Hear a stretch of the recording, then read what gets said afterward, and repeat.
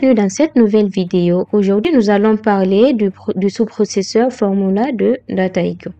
Comme son nom l'indique, en fait, c'est tout simplement un sous-processeur qui va se comporter comme une feuille de calcul Excel.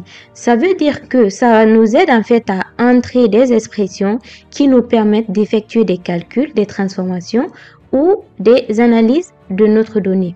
Du coup, tout comme dans une feuille de calcul Excel, on peut inclure dans ce sous-processeur-là, on peut inclure des opérations arithmétiques, des fonctions logiques, des manipulations de données et cela va nous permettre d'automatiser nos calculs et d'améliorer tout simplement notre expérience d'analyse de la donnée. Dans notre cas ici, on va utiliser le sous-processeur Formula pour créer une nouvelle colonne qui sera le total de nos transactions. Donc, cette nouvelle colonne totale doit correspondre au produit de la quantité fois le prix. Du coup, pour la calculer, la nouvelle colonne, le processeur qui nous permettra de mettre en place ce calcul-là, ça sera Formula. Donc, lorsque je clique sur Formula, dans ma fenêtre qui va s'afficher, j'ai ma colonne Output à renseigner. Ma colonne Output, je vais l'appeler Total. Je vais l'appeler Total Transaction.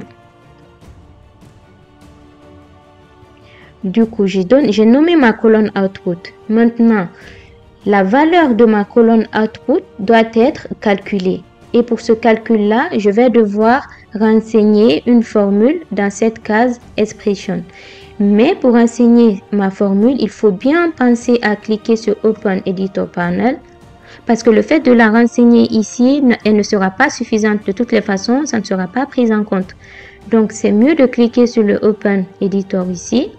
Et donc, à ce niveau, je vais tout simplement aller chercher mes deux colonnes. Ma colonne Quantity, on a dit que le total, c'est la quantité fois le produit. Donc, ma colonne Quantity, que je vais multiplier par ma colonne Price. Donc, voilà, j'ai entré mon expression. Je vais penser à cliquer sur Apply pour que cela soit bien pris en compte. Donc, en cliquant sur le Apply, je vois ici que ma colonne est déjà créée, le taux de transaction est déjà créé. Je vais sauvegarder, puis lancer. Donc, ça, c'est une infime partie de l'utilisation du sous-processeur Formula.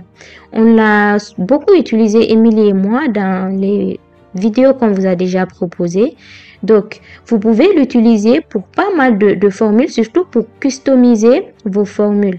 Parce que parfois, en fait, on a des règles de gestion ou des colonnes à créer, mais dans la liste de sous-processeurs mis à disposition, en tout cas dans le Prepare Recipe, on peut ne pas forcément avoir un processeur qui corresponde à la règle de gestion qu'on souhaite coder. Donc, le sous-processeur qui va nous faciliter la personnalisation de nos formules, c'est vraiment le sous-processeur Formula. D'ailleurs, on va réutiliser pour calculer une autre colonne. Donc, supposons qu'on a une nouvelle colonne à calculer, une nouvelle colonne qu'on va appeler Location 2. Et du coup, notre nouvelle colonne Location 2 doit être égale à Location 1 si celle-ci est renseignée. Sinon, elle devra être égale à Location 0. Donc, cela veut dire qu'on cherche à créer une nouvelle colonne qui est censée ne pas avoir de colonne vide. Mais bien sûr, elle peut avoir une colonne vide dans certaines conditions. Donc, notre nouvelle colonne, on va l'appeler Location 2. Donc, la nouvelle colonne Location 2, on va entrer le nom ici. Location 2. OK.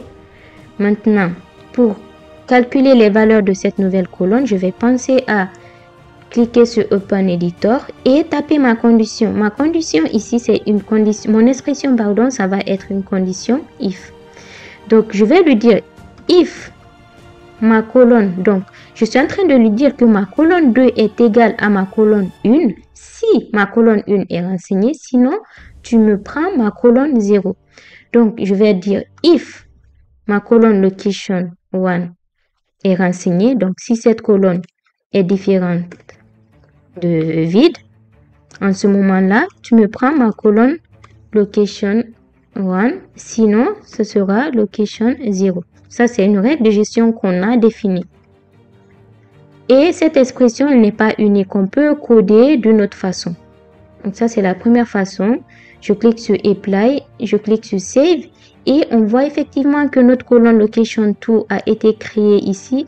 Elle prend la valeur de Location 1 si celle-ci est renseignée. Sinon, elle prend la valeur de Location 0, ce qui correspond à la règle de gestion qu'on a codée à ce niveau. Et tout ça, et allez voir mes deux nouvelles colonnes, créer ma colonne Location 2 et ma colonne Total transaction. Donc ma colonne, voilà, mes deux colonnes sont là, Total transaction et Location 2. Donc le processeur Formula, honnêtement, à mon avis en tout cas, n'hésitez pas à l'utiliser parce que parfois on peut avoir des règles de gestion très complexes et du coup si on souhaite coder ce type de règles de gestion en se basant que sur du Visual Recipe, eh bien c'est vraiment le meilleur sous-processeur qu'on puisse utiliser dans ce type de situation. Bonjour et bienvenue dans cette nouvelle vidéo où nous allons voir comment utiliser le processeur Formula de Dataiku. Donc Formula, c'est pour juste rappeler que c'est un processeur qui va nous permettre d'écrire des formules, oui c'est ça,